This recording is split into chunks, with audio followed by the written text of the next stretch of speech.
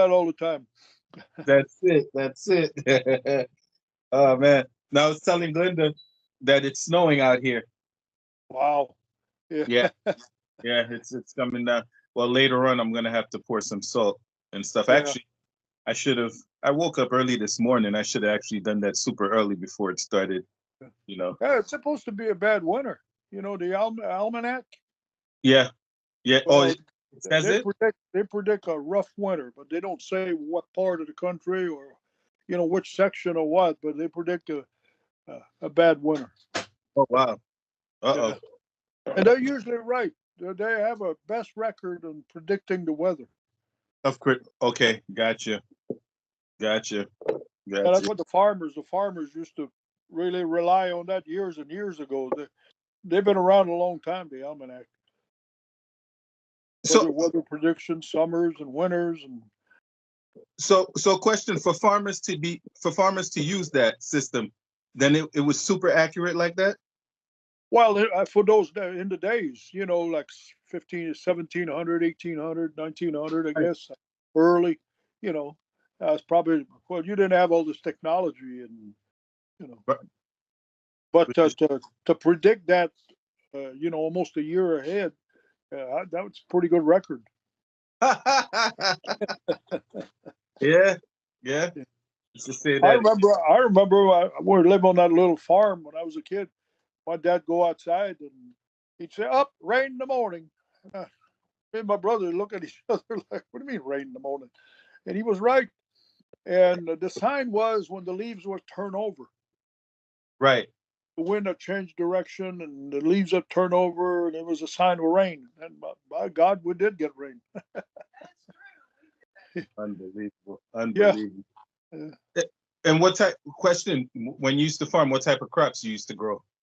Oh, it was just a farm to sustain us, potatoes and vegetables. And we had a cow, we had a pig, we had a horse, chickens.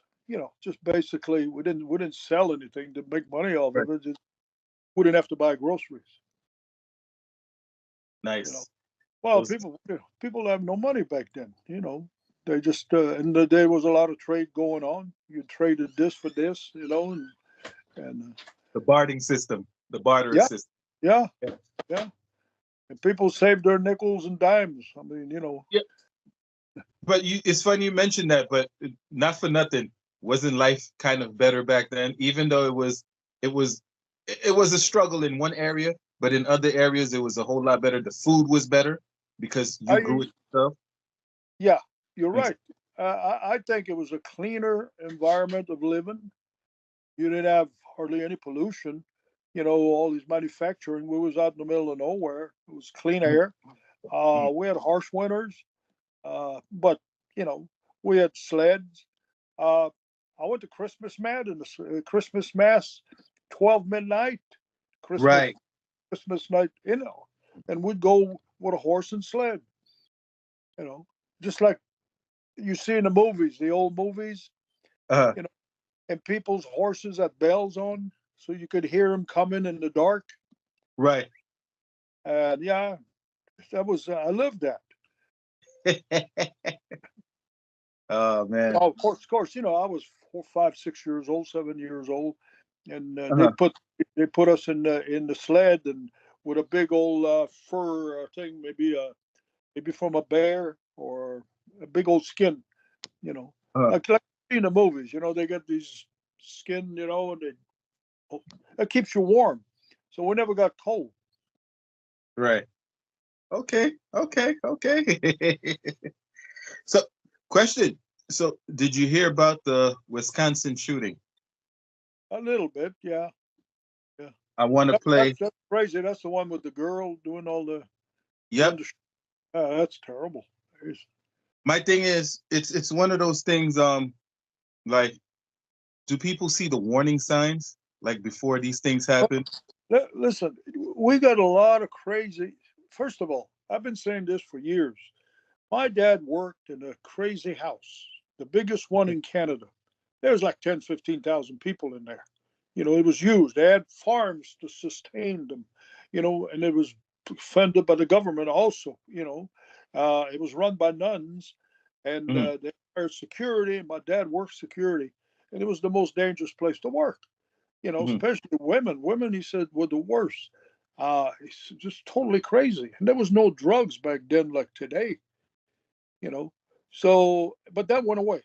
I think that crazy house is still there in Montreal, Canada, but Mm-hmm. I think it's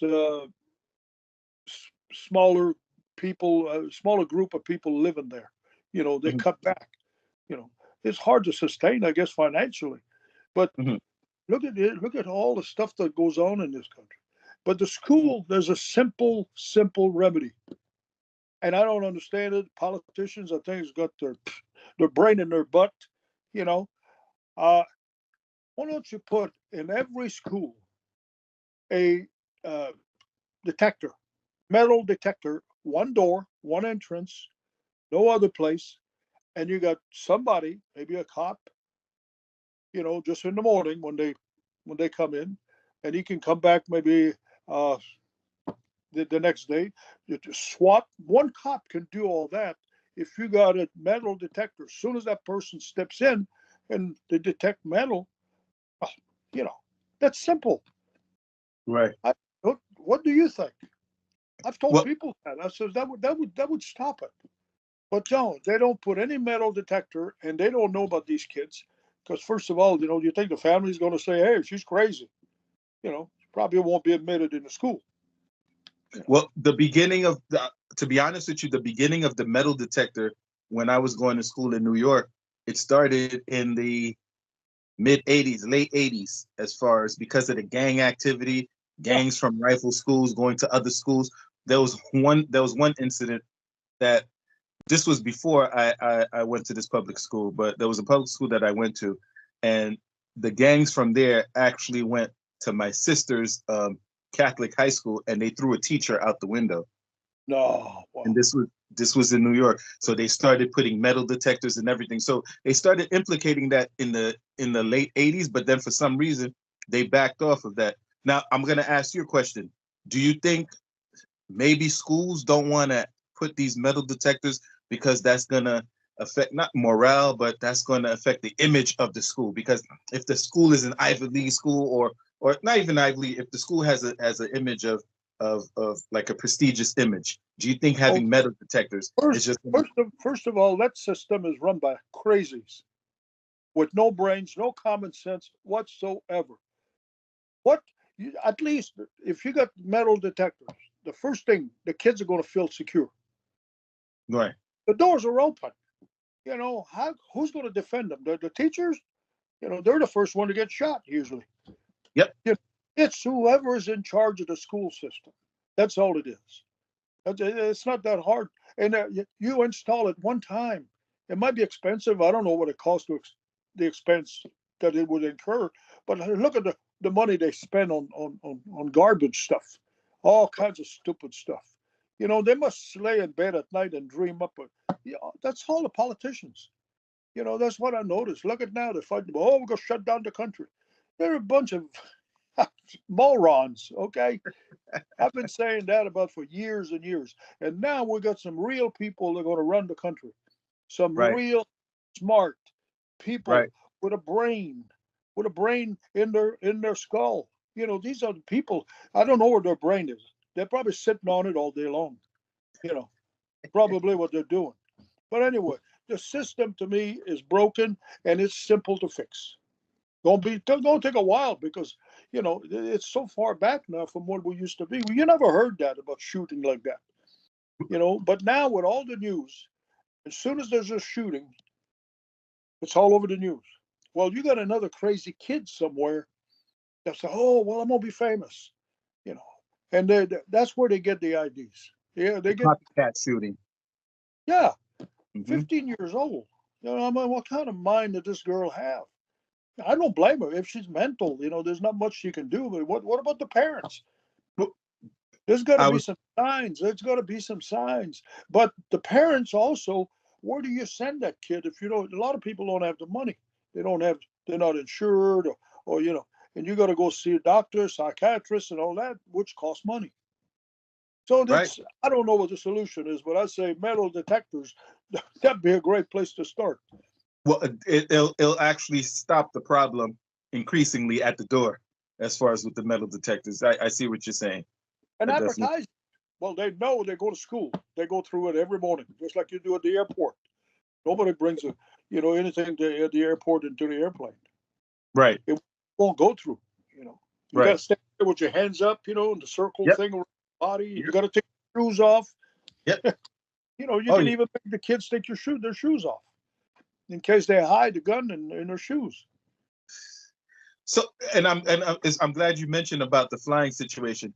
Nowadays, as far as when last time I flew was last year when I went to California, and I know I had to go a couple of at least an hour and a half early before my flight. Yeah, I just went to Pittsburgh and I went to Montreal a few weeks ago. Yeah, it's like that. You got to get there an hour and a half. And so let me ask you, back in the days, how was it? It was like if your flight was at 8 o'clock like 10 o'clock in the morning, what time would you arrive to make your flight back in the days before all of this? Probably 7:30, half an hour before maybe. Half an hour before. You get your pass, you walk right in. No metal detectors. The crazies hadn't taken over yet. The reason they did that is because of hijacking. I could see that. They were kind of forced to do that because they hijack airplanes. Some people Right. died from them, or they wind up in a different country, and But yeah, it was so simple, and you got treated real nice in the airplane. They give you all kinds of good, coffee, drinks, and the seats were about twice the size that they are today. I sat in that airplane going to Canada. Well, I hadn't flown in such a long time, I had forgotten almost what flying was. The reason I had quit is because I didn't like it. You had to get there early. About 15 years ago, I went to Cancun, and I was miserable. So I hadn't sat in an airplane. They cut the seats in half. I'm not a 6'4", 6 foot. What do you do if you're 6'5", 6'4"? You put your knees under your chin or something?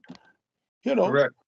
There's no room, and they don't give you anything. They maybe give you a cup of coffee, orange juice, maybe. Which is fine. But if you got a long flight, it's totally different. I don't know what the situation is in all the airlines. Are the same? Maybe not. I flew on United. I flew on Air Canada, and United might have been a little better. Well, when I was in the promoting business, the number one request of all the wrestlers, I don't know if that was one of your requests. Please, whatever you do, don't book me on Spirit. Oh, no, well, Spirit didn't exist then. That's how long I haven't been flying. Okay. Really? Well, it's probably 20 years ago. My wife had won a trip to Cancun, and she wanted, I told her, I said, take a girlfriend and go. I didn't really want to go. Because I haven't lost anything in Mexico. Let's put it that way. It's not, I'm not scared. But why go to a country that's got a lot of crime and a lot of, just like this? You think I'd go to California? No, heck no. I wouldn't go to California. I wouldn't go to Chicago. There's so many places. I probably wouldn't even go to New York. Because there's a lot of crime. There's a lot of crime. Yeah. I went there a couple of years ago signing autographs. And people that hire me, they say, there's no problem. I said, well, there's always a risk here. I mean, you see stuff happening. If it happens to other people, it can happen to you. Look at the poor guy that just got shot. Yeah. For no reason. Yeah. The guy didn't have no clue what was going to happen to him. He was walking, and they came and shot him in the back. Can you imagine that, waking up one day and you don't know you don't know today's your last day, like, right. And it's free. Oh yeah, unbelievable. Yeah, it's amazing. Yeah. But what are you gonna do? You use your smart. Think about what you're doing. Do I need to go there, or do I need to be in which environment do you want to be into? I got a question for you. Are you a combat sports fan? Yeah! Whether it's boxing,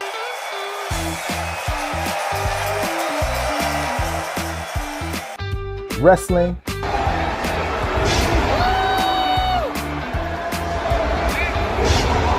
or mixed martial arts.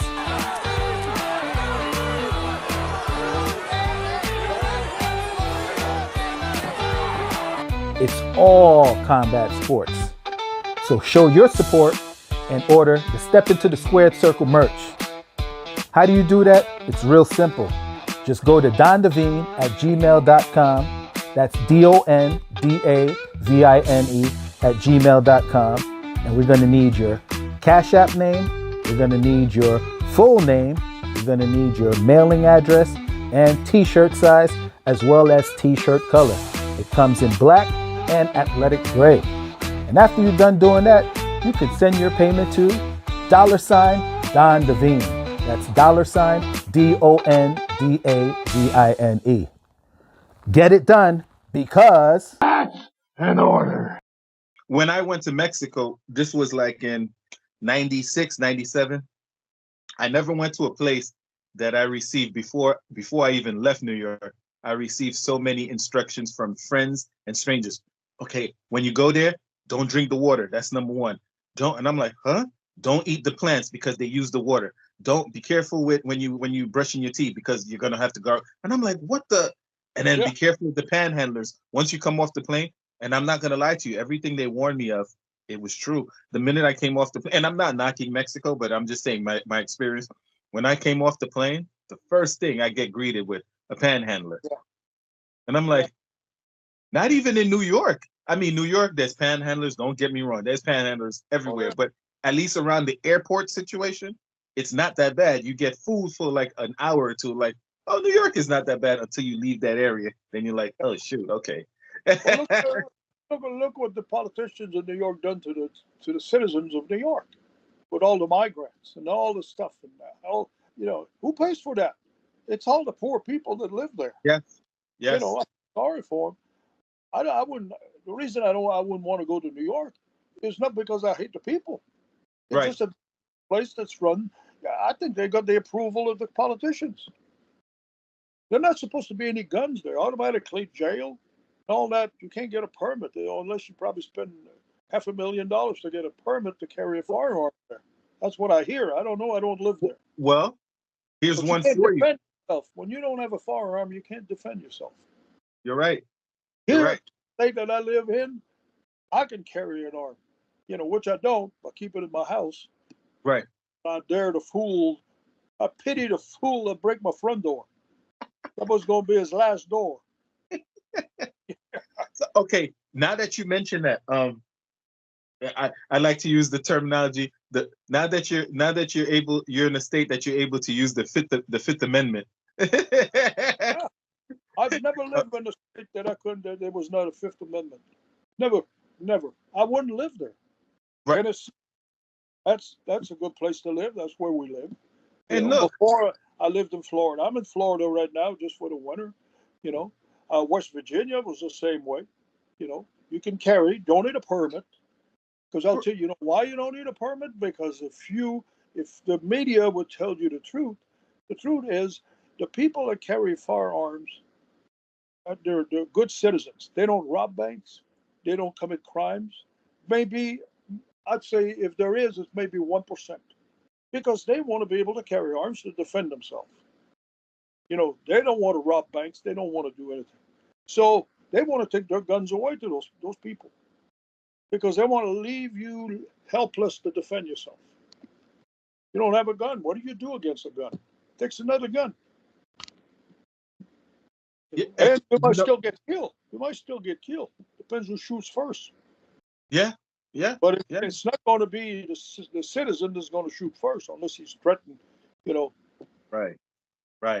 And something, I'm glad you mentioned that as well, because I too also noticed that all the states that carry guns, they're actually decent people. And they're not quick to shoot either. Less crimes too. Less crimes. Now, if you live in Tennessee, for example, you go break down a door somewhere, you don't know. Most likely, 90% of the time there are going to be guns in that house. They know it. Criminals are smart. Criminals are not dumb. Not all of them. Some of them could be dumb. They know. What chance have they got? If you can defend yourself, they're going to leave you alone. New York City is the only state that don't allow you to protect yourself against foreign and domestic intruders. And it's yeah. And you know what's amazing to me? People vote those people in. Right. I don't understand the thinking. I don't understand. I wouldn't live in a place like that for the simple reason. I hate the politicians. I don't hate them. I dislike them. I have no respect for them. And I know it's not all of them, but there's a big majority.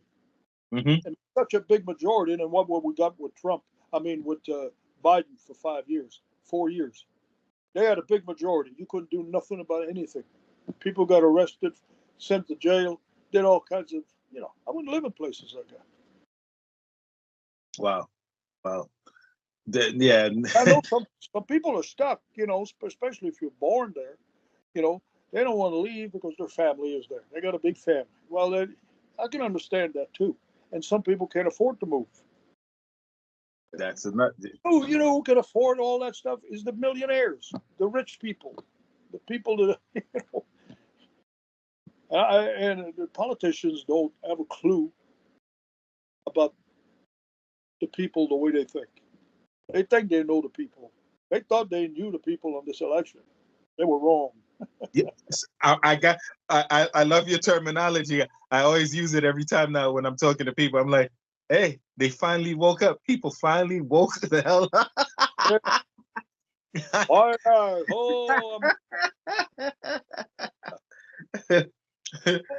You see, when the more pressure the government puts on the people, the wiser they get.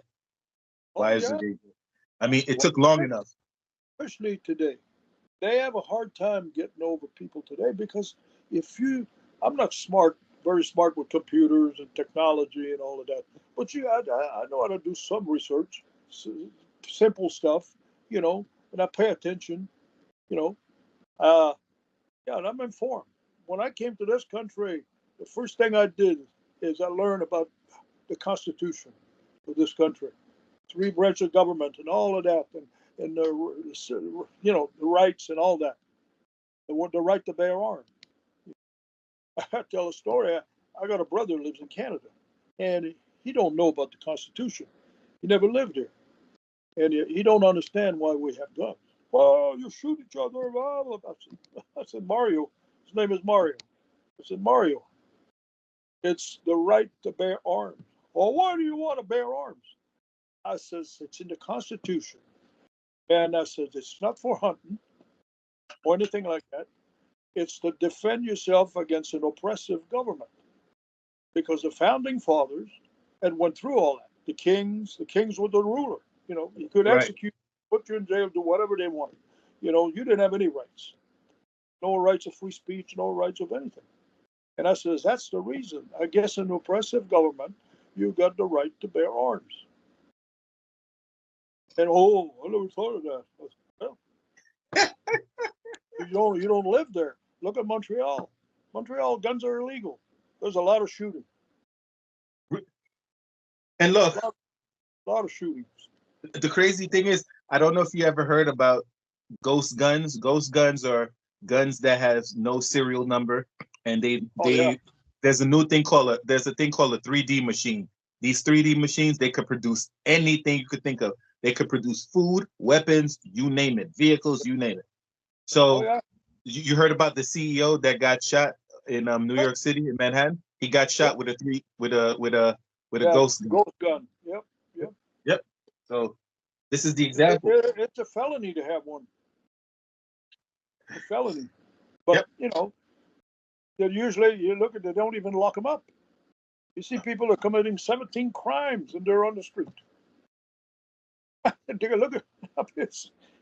It's so absurd that it's laughable, And I look at these people and I laugh every time I see them. It's like I've been watching the thing about shutting down the government. They're a bunch of clowns. Both sides. Some of them, the Republicans are a little better, but there's a lot of people in there that are just like them. Right. They're the Democrats pretending to be Republicans. That is the problem with politics. They pretend to be, but they're not. It's like look when they didn't want us to believe that Joe Biden was mentally had problems mentally. They didn't want us to believe our own eyes. When that's to me that answers everything about a person. And if you lie one time, I don't lie because I ain't scared of anything. Because I don't commit crimes. First of all, right. I abide by the law. Right. I've never been to prison. And if you live like that, another thing too. I don't know if you ever thought about this. If you live, they try to abolish. They don't like the Catholic religion. Right. The 10 Commandments. They Right. don't even want to display it in school. Mm-hmm. If you live your life by those 10, by the 10 Commandments, you will never commit a crime. You will never commit a crime because you'll abide by all the rules and the laws. But the man's laws are crazy, because mans are not that smart. Right. We won't walk around and say, hey, we can't even fix half of the problem there is. So you can't pass yourself as a smart person, unless you have solutions. If you have solutions, then, the first man in politics that's got solutions, got a brain, smart, wealthy, don't need this job, is Donald Trump. He don't need to steal and do anything like these politicians are doing. He don't need to do that. And he's the smartest of them all. They try to kill him. They tried all kinds of stuff. He's more popular than ever. And now they're all kissing his ass. Mm-hmm. Mm-hmm. They are. They are. And Guys like, what was his name? Zuckerberg and all of these people. They give him $1 million. They're all there kissing his ass. And they hated him a year or two ago, or 3-4 years ago. Oh yeah, that says it all. He's the smartest of all. Look at no tax on tips. Oh, they never thought of that. They have no brains. They don't think of stuff like that. No. He comes all kinds of ways to that. And the tariffs. The tariffs are going to be. That's what I was about to. Yep. They're going to be very successful. It was tariffs in the past. And it was good. This country had a lot of money when there was tariffs. Yep. He mentioned that. He mentioned because they was, I guess, the American people. I don't know why, for some reason. Well, for some reason they're concerned about the tariff, right? The tariff. So he said, look, I'm going to simplify it for you. They tax us, we tax them. That's it. That is it. That is it. How simple. If you think about it, right? And these guys can't even come up with something simple. It goes to show you. You look at the difference, and it's mind-boggling. It's mind-boggling. I said some of them got a quarter of a brain, some of them got a half of a brain. Hardly any of those politicians got a full brain. Really. You mentioned he's the first president ever in my lifetime. That look at how good the 4 years we had when he was president. It was great. Nobody complained when they went to the supermarket. Nobody complained when they went to the gas pump. Nobody complained, and we didn't have no wars, and the world was pretty darn peaceful. And you see something? You mentioned a key thing. Nobody complained when they did all of that supermarket go to work. The only time, when did they complain? When they turned on that TV. That's when they complained. But they could never say they witnessed all of these things in their personal life. But when they turn on the TV, that's when they started complaining. It's like, and I'm like, and you don't get why they call it fake news? You don't see why they call it fake news? I don't. I just laugh. If I happen to, flip stations, look around, and I run into that, I don't even look at it. I look at those people, man. They need to be talking to chimpanzees. Go to a zoo in front of the cage and talk to the damn chimpanzee. That's what you need to be doing.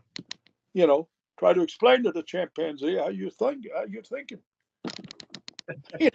Maybe a chimpanzee would understand it. Oh man.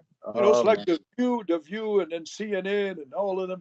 I mean, this is just these people are mental disturbed, mentally Yeah. disturbed. You know, Yeah. damage behind control, behind. I don't think there would be a fix for that. I don't think there's a fix for that because it's nonstop. Yeah. Yeah.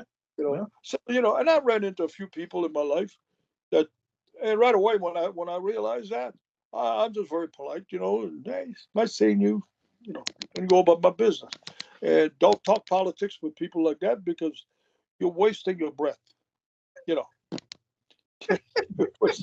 And the part sometimes is they're very well educated, supposedly.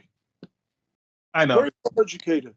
They went to college. They got a master's degree on this. They got this. They got. My God, I'd rather have 5 pounds of common sense than a damn master's degree in anything. Really? I have to steal that one from you. Do I have permission to steal that one from you? Five Sure. pounds of common sense instead of a day. Yeah. Yeah. Yes, I agree. I agree. Yeah. I agree. And then when you're in politics, you should be committed strictly to your folks, the whole country, the citizens of your country, not Right. citizens of another country. You know, that's where it starts.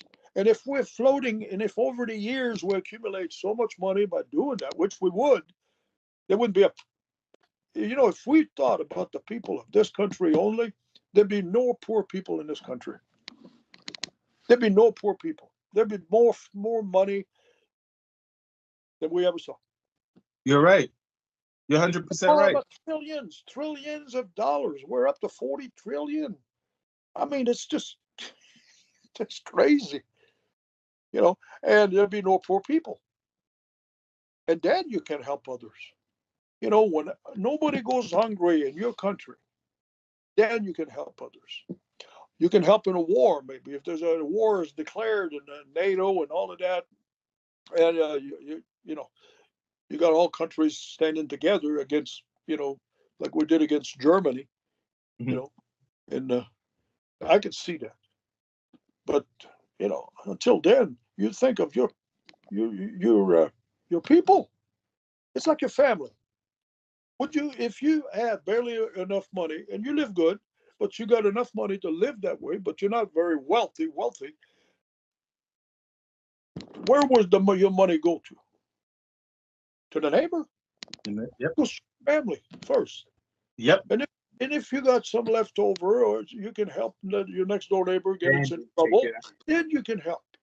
You know, that's the way I look at it. You gotta have priorities. You know, but these people, they know how to allow blah blah blah. They promise you 15 different things, and man, it's total opposite of what they said. Oh, I never said that. Or I I, misspoke. I, Oh yeah, they misspoke. That word, I like it. I misspoke. It's like that broad that we had at the White House. What was her name? The redhead. Circle back. She was a circle back girl. What was her name? oh You remember? man, I'm trying to remember. I know who you're talking about. I know who you're talking about. Jensky, Something like that. something like that. Redhead. Yes. Yeah. She was Yeah. the worst idiot on the damn planet. She thought she was a genius. Oh, circle back. Circle back. Oh, I can go on and on. It's entertaining to me. Yeah, that's all Yeah. it is. Yeah. You know?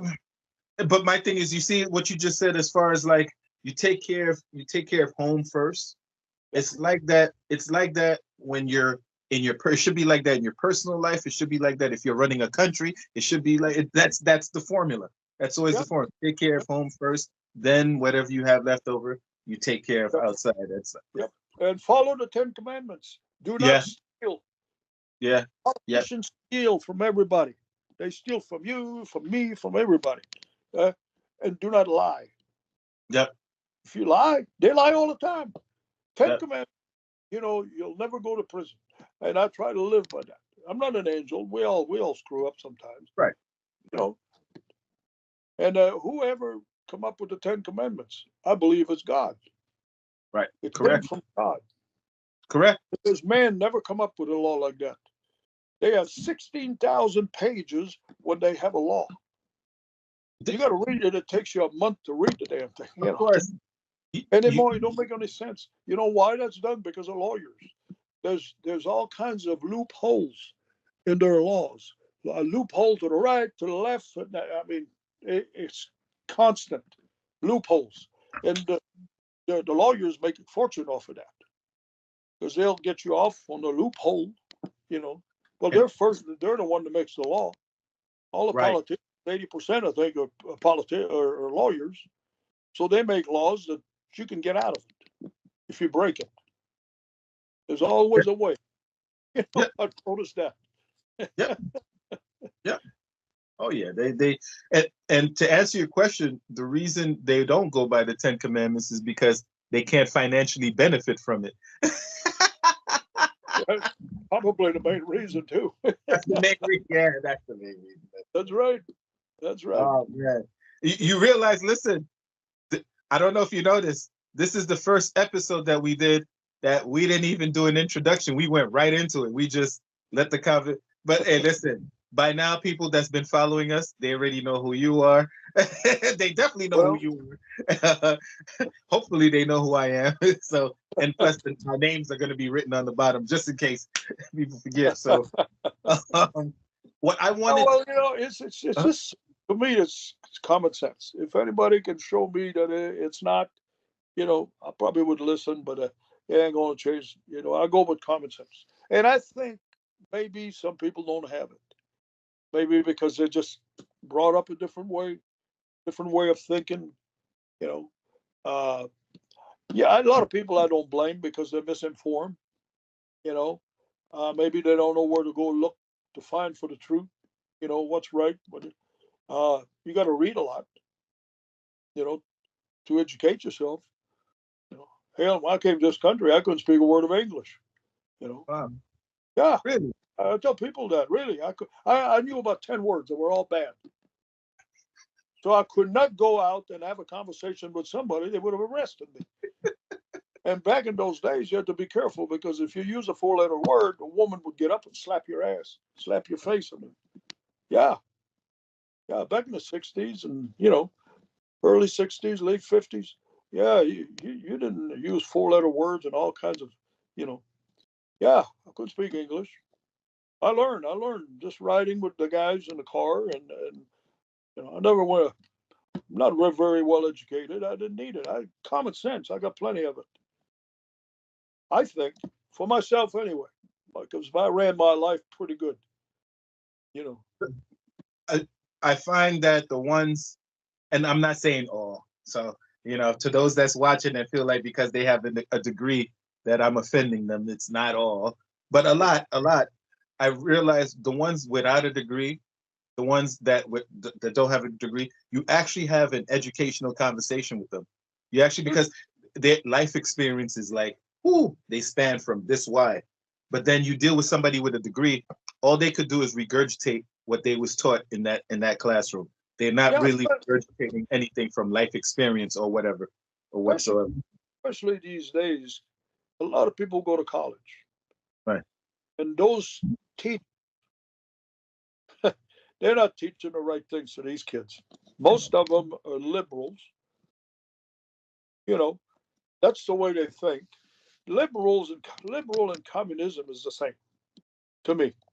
You know, so right there, you know, if you listen to your teacher about all the crap that they give you, and you don't research it on your own, because what they tell you is not what it is. You know, I never even. I think I finished. I didn't even finish the 9th grade. Mm-hmm.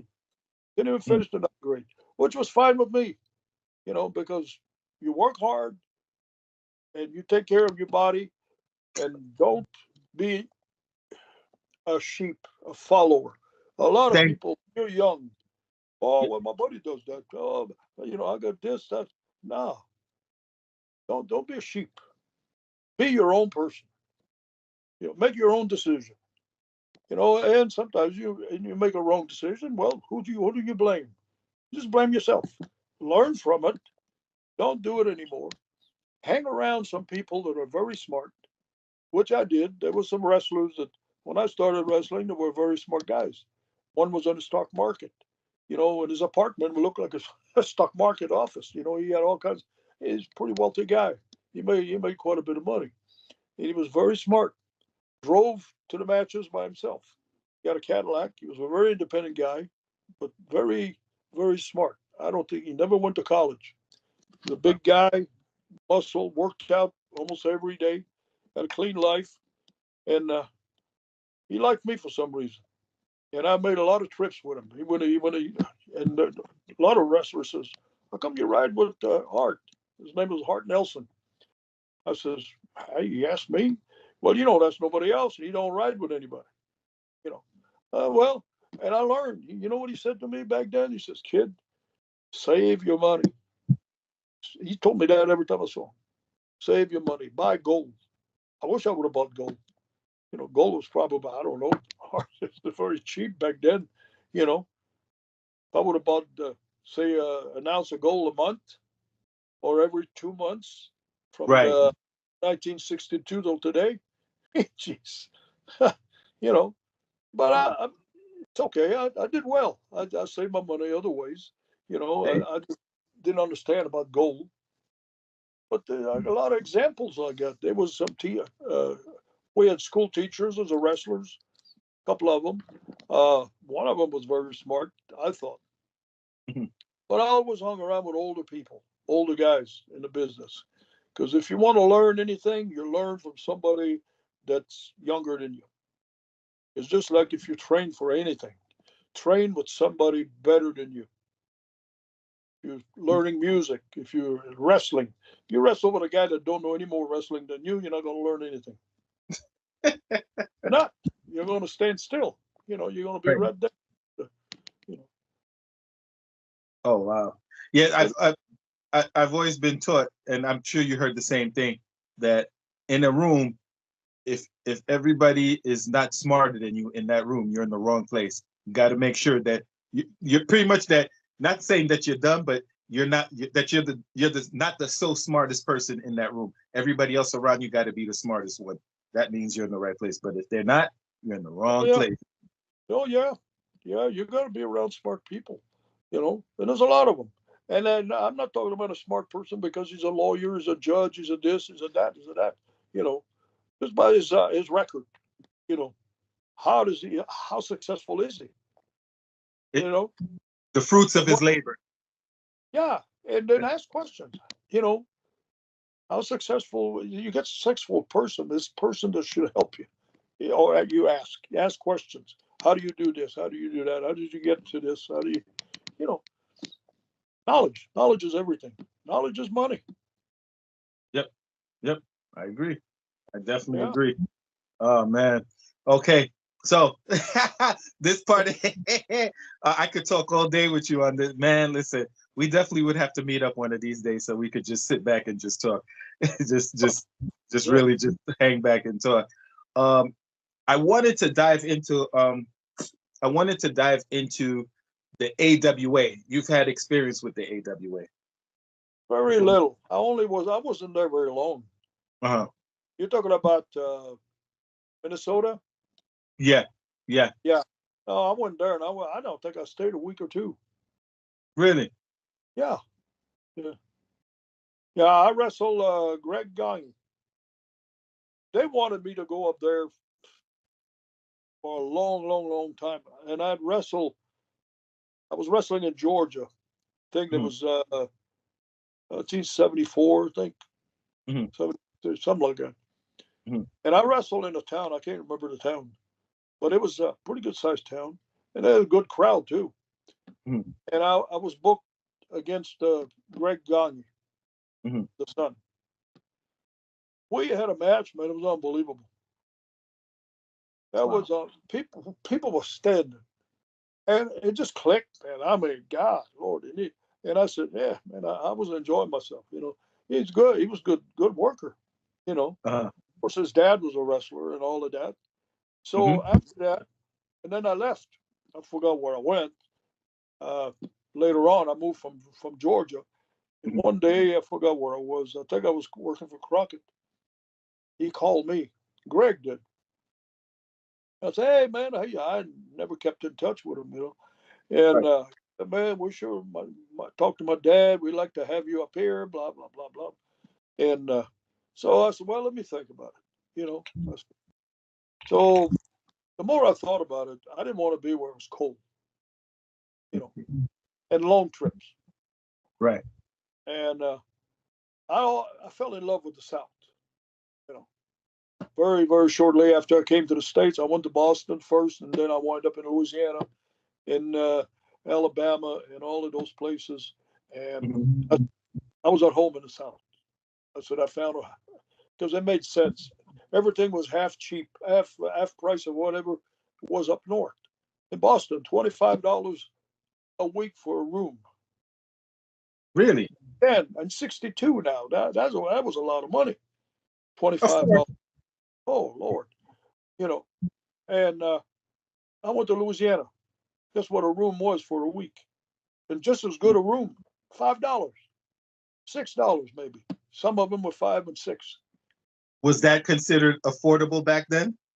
Oh, was yeah. Was that still pricey? I go from 25 to $5. $5, right? $20 I got left to live. I can live a whole week back then on 20. And then you go to restaurants. They had big plates of food, and I mean good food. 99 cents a plate. 99 cents. You pay 10 cents for a Coca-Cola. 10 cents. Then it went up to 15 later on. That was 10 cents. Wow. Gas was 19 cents a gallon. So where would you go? I looked at it, and of course, my dad always had told me, save your money. I've heard that all my life, save your money, which is the best thing you can tell people. You want to be happy, save your money. Don't spend it on crap. You got about 30, maybe 40 years max, 30, 35 years to make your retirement. Mm-hmm. The time you start working, say at the age of 20, 21, till you're 40, 45, 50, so you retire. If you save your money, if you miss that, it's no time after that. After 45, you missed it. Yeah. And I told my son, till this day, he hasn't bought a new car. I says, don't smell the new when you're young. Smell the new when you get older, you're retired, and you got a cigar or whatever, or a pipe, or you want to go to the beach, and you do what you want. I says, that's the time to smell the new. You got the money, you made a sacrifice, because it's a sacrifice. You gotta make a sacrifice. You gotta give up this, give up that, Right. but still have a good life. Don't save on food. That you don't. Food, good place to live. But buying cars at an early age, you're wasting your money. You go buy a new car, $5,000, right off, Right. drive it off. I used to take my son to junkyards when he was about 5, 6, 7 years old, all the way up to 8, 9 years old. I would take him to a junkyard. The first time we would go to a junkyard and I park, because that was a big area, man. All these junk cars piled up on top of each other. And so, what are we doing here, Dad? I said, well, we're going to sit here for a while. I said, see those cars out there? Yes, sir. I said, they were all new one day. Brand new, shiny, beautiful. People thought I went crazy, went home. They had payments up their butt, to make, and by the time the car's paid for, it's not worth hardly anything. And if you live up north, it's all rotten, the salt and all of that. Right. And those things are not an investment. A house is an investment. You spend most of your money on a house, not a car. This is a roof over your head. I learned that from my dad. And it goes in value, goes up in value. Back in those days, a house would appreciate about 8% a year. Well, that's not a bad investment. 8%. You don't get that in a bank. No. You'd be able to get it maybe somewhere on a CD, maybe, or Right. on 8%. That was steady. So you kept your house for 10 years. That was 80%. It went up in value. I bought houses. I never rented. I bought houses even if I like in Georgia and Tennessee and all them places. I'd buy a house, and sometimes I only stay there for a year and a half. I left. I had a better deal, but I never lost money on that house. I got sometimes the same price, or I made some money because you got to own it, a little bit longer than a year and a half to make money. Right. But I didn't give my money to somebody on rent. You're buying them a house. Buying them a house. Well, okay. So let me ask you this: you said you never gave your house to somebody for rent. Didn't you feel like after if you rented out your home after like a year or two of renting it, wouldn't you have made your No, money back? I didn't rent it. I sold it. Or you sold it? I sold them. But I'm asking you. So say I bought the house a year ago, and all of a sudden I get a better deal. I got to move. Okay, so I put my house for sale. Well, I just bought it a year ago, so it's not the value only went up about 8%. It's almost like same price. I might have sold them and made $1,000, $1,500. Mm-hmm. Because I didn't keep it long enough. But I didn't lose any money because when you make those, especially if you make payments, you don't want to make payments either. Right. I didn't buy a house and I could pay for it. And then because all that interest, I haven't paid interest in a long, long time. I can't even remember. Never pay interest. You're making other people rich. You save your money, but you invest it. Invest in a house, invest in land. The only thing I didn't do right is I didn't invest in gold.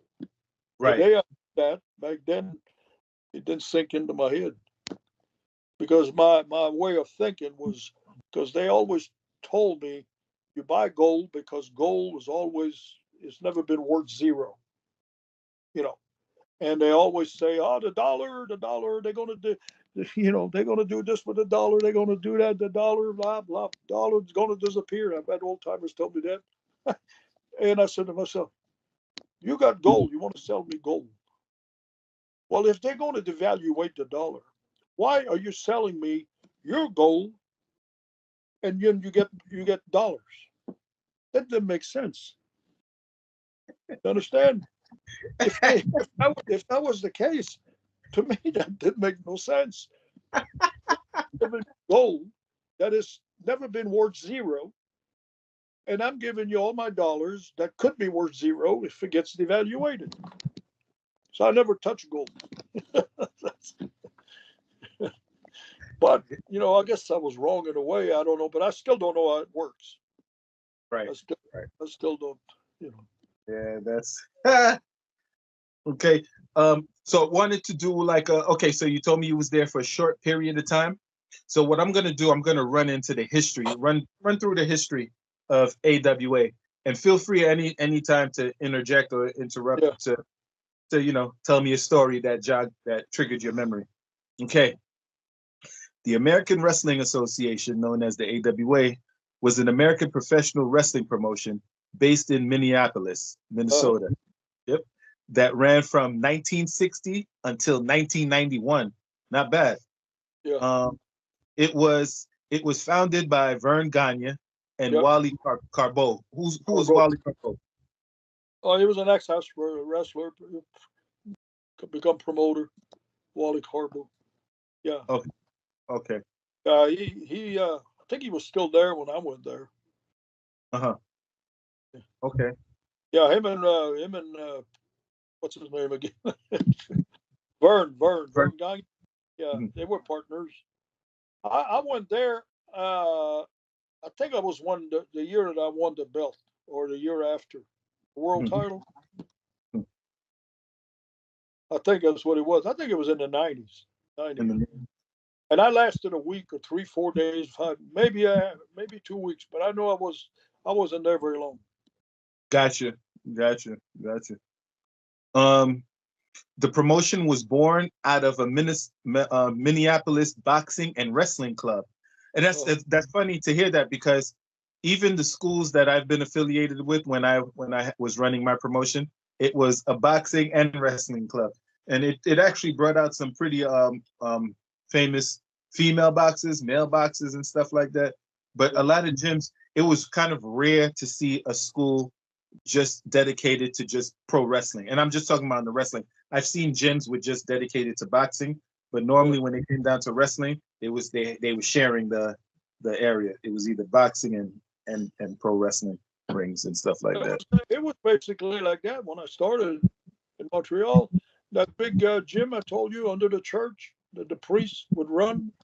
Remember Right. I told you that? Yep. Well, they taught boxing, they taught wrestling and amateur wrestling and judo and karate. They taught all that. Did you all have in one place? Did you have separate rings for the wrestling and for the boxing? Oh yeah. I went the first time I went to the amateur, and I've done that for about 2 months, 3 months. It was such a huge place. I hadn't seen all of it, And one day, maybe about 2 months after I wrestled amateur, I think I went there 3 times a week. I think 2 or 3 times a week, and they had trainers, amateur and that's when I find out in the back part of it, there was a gym. There was like a separate. It was a gym. I mean, a ring, a wrestling ring.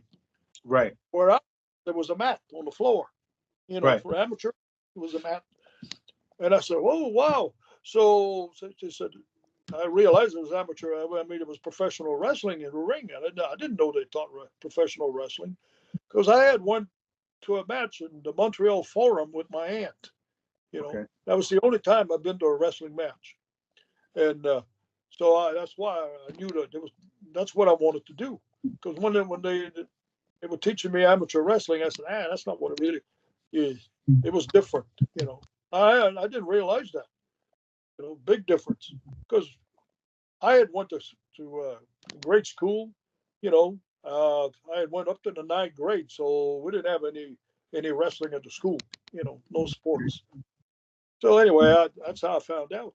And then they had judo, karate, and the guy that taught me to wrestle, and his name was Pat Gerard, was a wrestling promoter, a professional wrestler. Okay. He had been to England. I think I told you that story.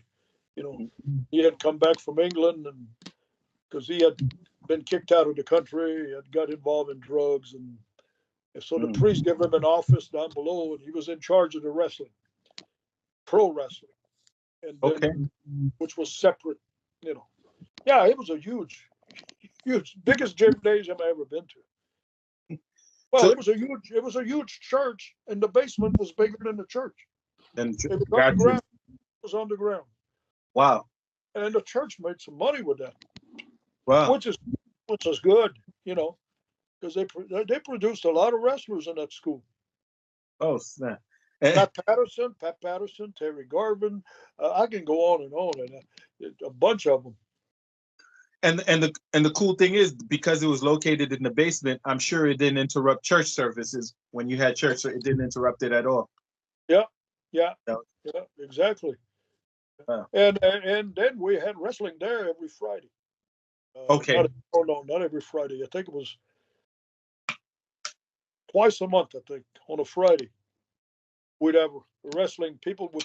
I think admission was like 50 cents, and an adult $1.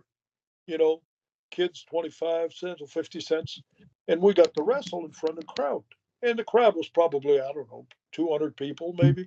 Nice. Because it wasn't very big. The gymnasium, that part. So the ring was where the ring was. They had bleachers, And then at the end of the year, we got a trophy. They didn't pay us. They would teach us how to wrestle, and we didn't get paid. Right. We got a trophy, which was fine, Hey, listen, you got your payment in knowledge, and you was able to you was able to have to get a craft out of that, to learn the craft, to make money with it. Oh yeah. Well, I was lucky too. That it was a good time those years, 60s all the way to almost today, till about maybe 10 years ago, because there was 32 different promotions. 32 promotions, and then you had 2 in Canada. So you never ran out of work, if you didn't do, and it was good to move, to learn, because you learn different things. Every promotion you went to, they did things different. You know, they had different rules, different this, and you got to meet other wrestlers. You know, and Okay. then when you meet other wrestlers, well, some of them are pretty damn good. You know, and then you learn new things. You learn all the time. You know, I wrestled guys like the great Malenko. My God, you know that guy. Uh, yeah, old timers. Old timers were, to me, that was the best school. The, the best learning tree. Yeah. Oh man. Yeah. Okay. So originally founded in 1993, which served as the Minnesota-based territory of the National Wrestling Alliance. So they was part of the NWA, pretty much. Yeah. Yeah. Okay. Yeah. Um, I had that before they were their own alliance, and they went with NWA. let me ask you Because of something. the talent. Because the reason they did that, you had access to more talent.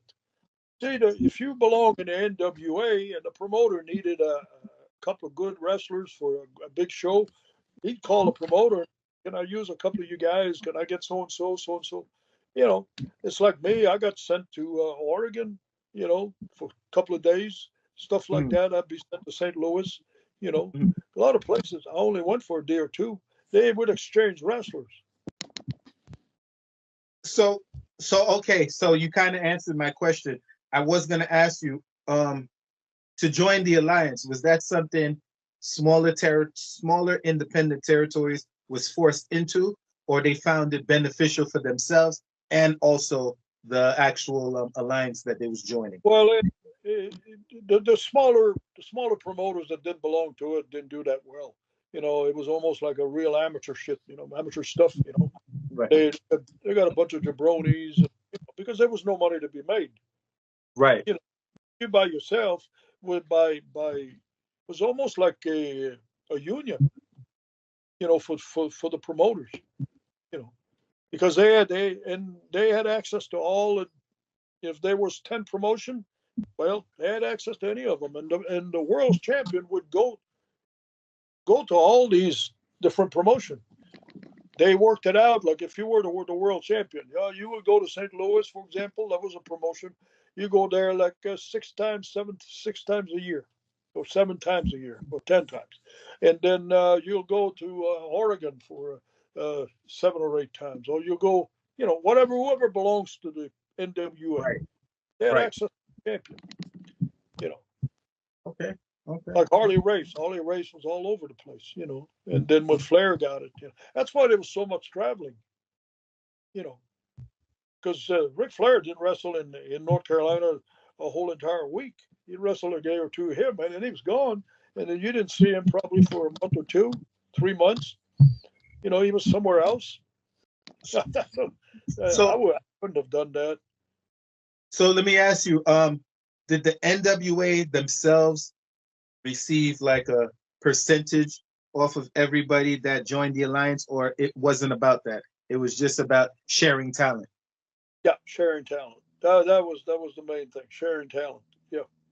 Yeah, and they give them, plus it cover a lot of that nobody else could take over those areas. You Right. know, you had a promoter in Florida that was Eddie Graham. He promoted the whole state of Florida. You know, the whole entire state. So Right. you didn't have a chance about promoting there. You know, you wouldn't have drawn anything. And they had like a monopoly. That's basically what it was, a monopoly on a certain area. Okay, so Right. Jim Crockett Promotion was promoting North Carolina and Virginia and South Carolina. Mhm. So that's a big area. You know, all of Virginia and all of, you know, and that kept everybody out. And then you go to Atlanta, Georgia, and then that was a different promotion.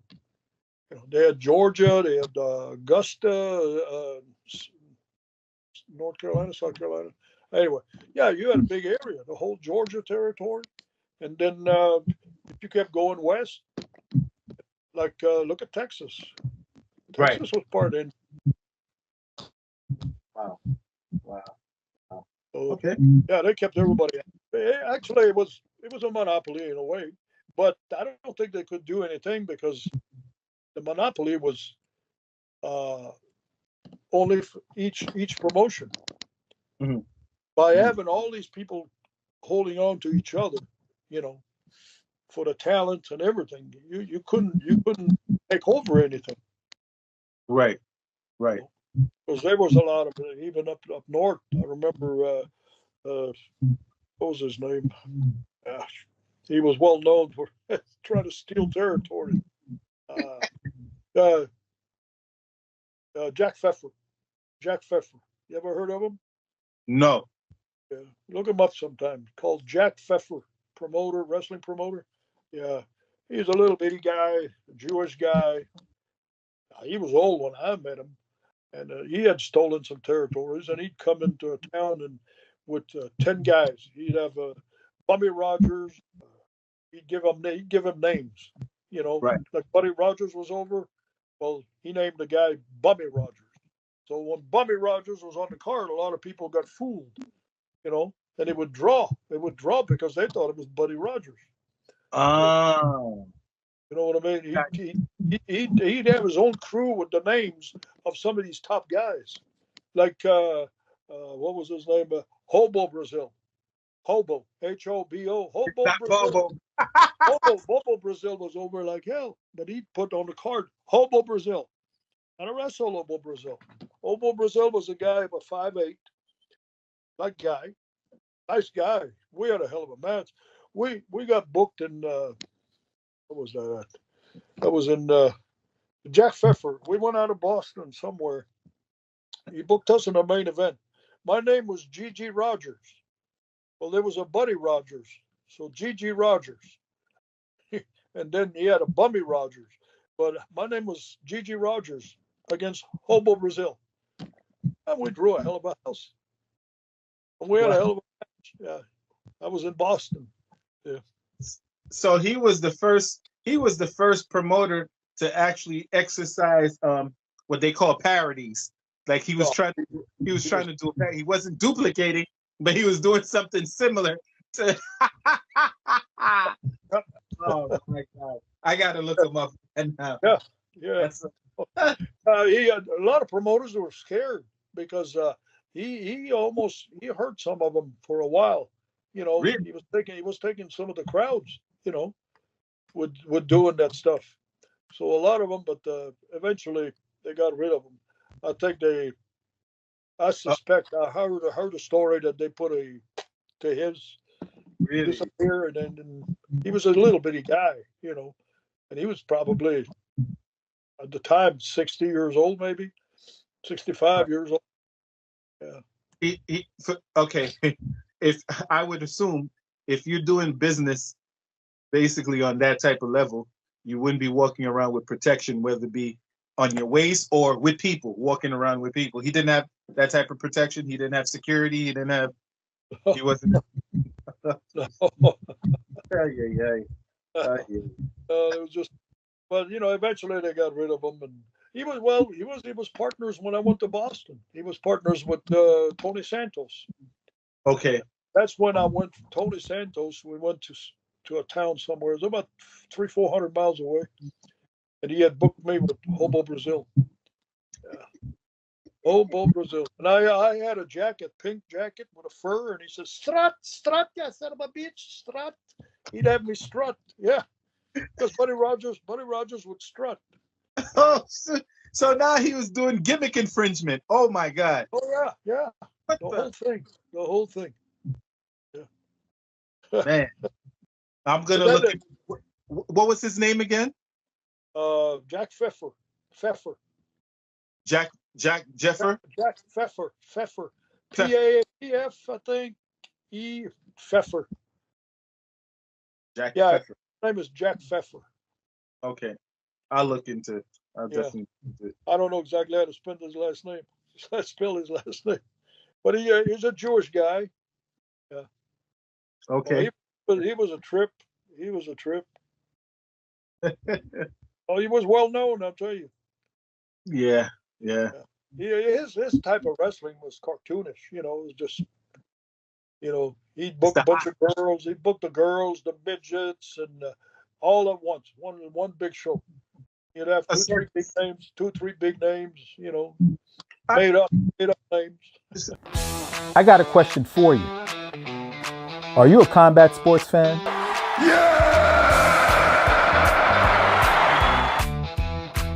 Whether it's boxing,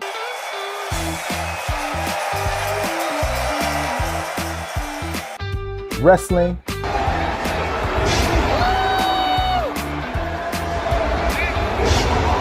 or mixed martial arts.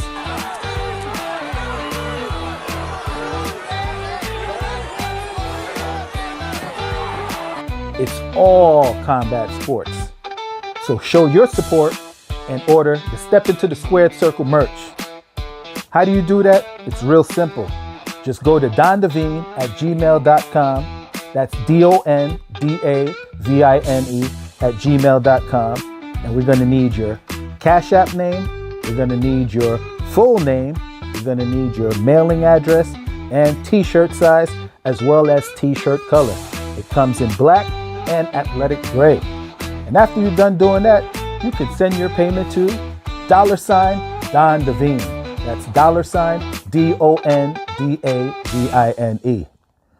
Get it done because That's an order. So okay, so let me ask you now that what's your thoughts about midget wrestling? Like, you think they should bring it back? Do you think it was I good? So I think so, but I don't know who would teach them today. I don't know. They had when I was back in those days, you had about probably 6, 7, 8 of them, 7 or 8, maybe 9 of them, 10. Yeah, like I can't remember some of their names, but they were good. Well, it Mhm. was very entertaining for the kids, and they were some of them were better than the boys. You know, the only thing they were small people. You know, that Right, was they did all kinds of good matches, very entertaining, and it was like the women. The women would wrestle. You know, they'd come into a territory for 1 week, then they'd right, leave. You know, and then the midgets would come in later for a week. They'd leave. So girls would come in maybe 8, 9, 10 times a year. mhm, You know, they bring girls in. Same thing mhm, with the midgets. So it would change the cards. You know, like right. the pro. Oh, we never had midgets in that town in the last 2 years. Well, bring some midgets. Girls, the girls. There was some girls that wrestled more often. The real good ones, tough ones. There uh, was some tough women in there. well, They would be coming in more often. well, I'm sure, and this is, you're gonna laugh when you hear this one. I'm sure it was a promoter's dream booking midgets, especially for the hotel rooms, because you didn't have to book like 2 or 3 rooms per guy. You didn't like if it was 5 guys, you didn't have to book 5 rooms. You could just book one room and just put all 5 of them in one room. Well, back then you didn't. You usually come home every night. Uh-huh. Yeah, there was only maybe 1 or 2 places. Like if you went to like Virginia, you went to Norfolk one night. The next night you were in Richmond. But you Mhm, probably stayed over in the room. You know, mhm. but usually it was round trip. Even a 300-mile trip, you went there and you come back same day. Right, right, A right. lot of traveling. You know. Okay. Yeah, back then we didn't stay in the hotels a whole lot. Ah, Back then, you know, gotcha. unless it made a lot of sense. Like Norfolk and Richmond was about the only place I think that we stayed over. Right, right. Because you're going right back there the next day. It was like 60 miles apart, 80 miles apart, Gee, 100 miles close. forget about it. So it Oh didn't man. make no sense to come back home. No, we I, didn't travel like they do today, but they go into all the large towns. See, we did a lot of small towns, uh-huh. Uh-huh. you know, did a lot of small towns like Roanoke and, places like that. Okay. Okay. Roanoke was not a huge town. It was a good town for wrestling, but Richmond was much bigger. Norfolk was much bigger. They had bigger buildings. Gotcha. Okay. So in the NWA from 1948 onward, before breaking away from the NWA, and becoming an independent territory in 1960. So let's see. Now this I didn't get that. Which one was in 60? yeah, I wouldn't know because in 1960 I wasn't in the business. it wasn't, yeah. Started in 62. Yeah. Which promotion you said? For the NW, well, okay, let me take it back. I was just continuing where we left off. It was Minnesota-based territory of the National Wrestling Alliance, the NWA, from 1948 onward, before breaking away from the NWA and becoming an independent territory in 1960. So they broke away from the NWA and they became independent. I mean, I'm assuming they did that because they felt like they was doing better on their own. Probably, or there was a dispute of some kind, over money, over whatever it was, But and plus, not for nothing, again, I've been saying this repeatedly. Vince McMahon really got majority of his. It seems like everybody that went to the NWA, they ended up in the WWE. It's something, I don't know if that's a good thing or a bad thing, but everybody that was in the AWA at one point landed in the WWE or WWF. It was known back then. Well, that's what happened to Hulk Hogan. Right. Yep. Well, you know why? Because Hulk Hogan came in, they didn't know what to do with him. Mm-hmm. This is a fact. I heard this. from the people that I know. They didn't know how to use him because when he came in, he was basically a bodybuilder. Right. And he played music. He played guitar, I think, or something like that. Yep. I didn't meet him, till later, but they didn't know how to use him. And so they told him, I think they told him, why don't you go to Minnesota or New York or something? Right. And I think he went to Minnesota. And Minnesota didn't know what to do with him much more either, because they sent him to New York. But Vince saw him, and that's all they needed. Vince was the visionary. Yes, exactly. They didn't know what to do with him. He looked so good, but he couldn't wrestle. Right. And so anyway, rest is history. That was their loss. If they would have used them or trained them, I wouldn't have exposed them right away. I would have trained them for a month or two, pay them, train them till and okay. First, I probably would have put them in, but see again, I probably would have never thought of the name Hulk Hogan. It's catchy. I probably wouldn't have talked. They didn't know what to do, and I probably wouldn't have known what to do either.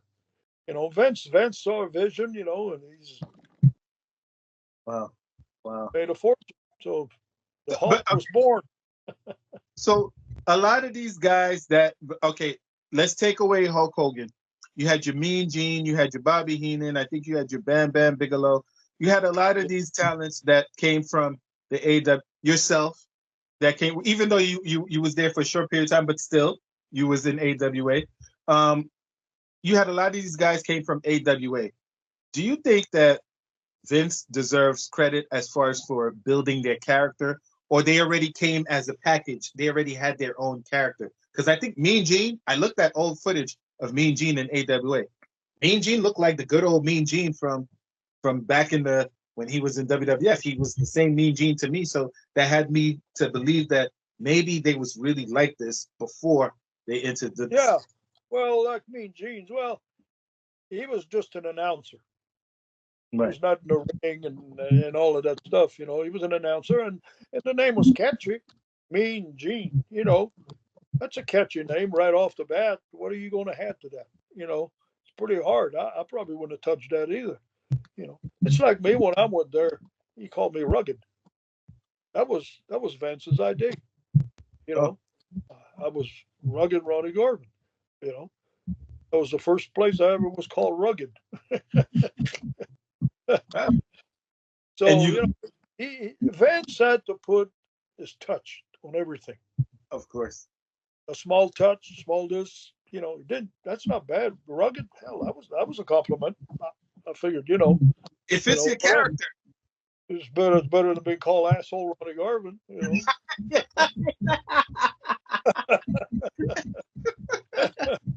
So, yeah, it was a compliment to me.